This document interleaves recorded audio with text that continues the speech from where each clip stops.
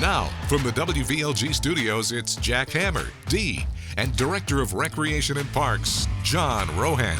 Rohan. It is time for the Recreation and Parks Report. Happy New Year. Yeah, 2025, it flew by for, I think, everybody, but in a good way. I mean, there were so many great things as always taking place in the villages, new openings, new restaurants, new rec centers, new squares. I mean, you name it. It was a place to be, and 2026 will also be the place to be here in the villages. We've got so many programs and activities planned right out of the gate. Yeah. And big one's coming up on Saturday. I know.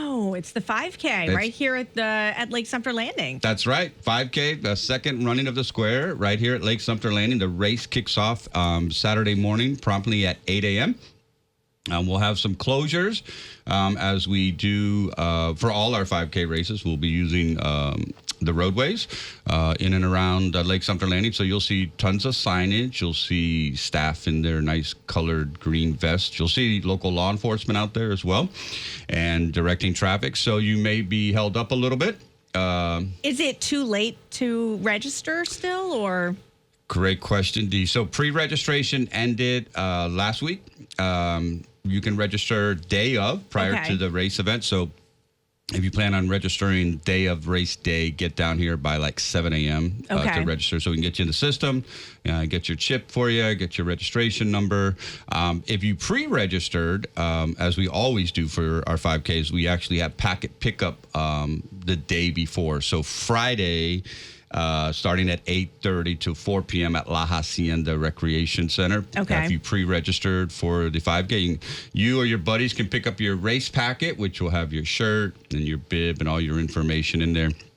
That way, when you get down here on Saturday, which we have a beautiful morning for the 5K. It's going to be absolutely... what Chris is saying. Yeah, it's going to be a fantastic race day. Probably well over 1,000 folks be running and walking. And as a friendly reminder, dogs on leash, we can't allow for safety reasons. So sometimes folks want to take their man's best friend or person's best friend with them in these events. So every event that we offer, we try to say what's allowed and who can participate. So, but we have a great turnout scheduled for that. And then, of course, the January social calendar is out. Mm-hmm. We have small group lessons taking place.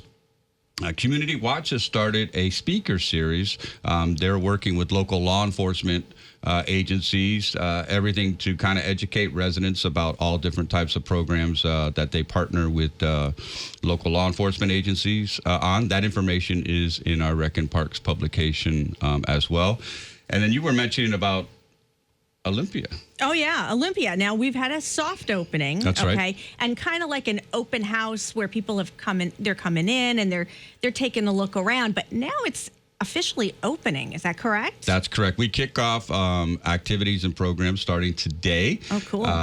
We are amping up. So it's the first week we start getting some of the resident lifestyle clubs in there. Of course, the outdoor areas have been open. People are loving Nadine Trail is available for taking nice strolls and walks. It's pedestrian only as well.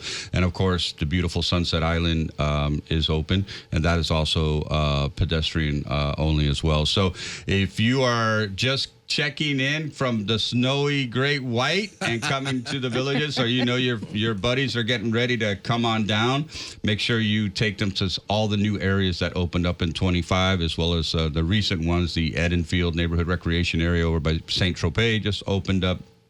Of course, the Olympia Eastport area is open and active, and a lot of great things going on there.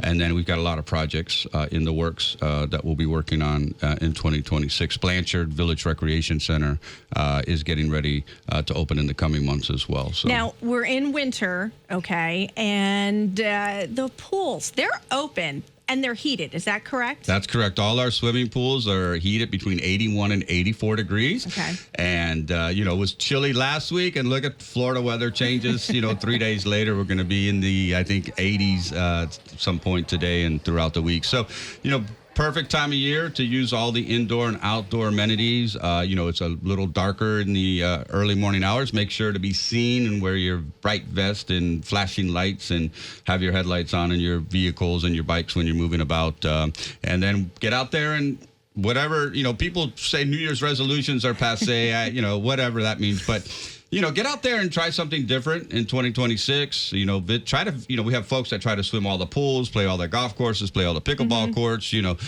do some activities. Get out there and try to hit all those different areas and make the best of 2026. All right. Well, anything John talked about today can be found online at districtgov.org or in the Recreation and Parks publication in your Thursday Village.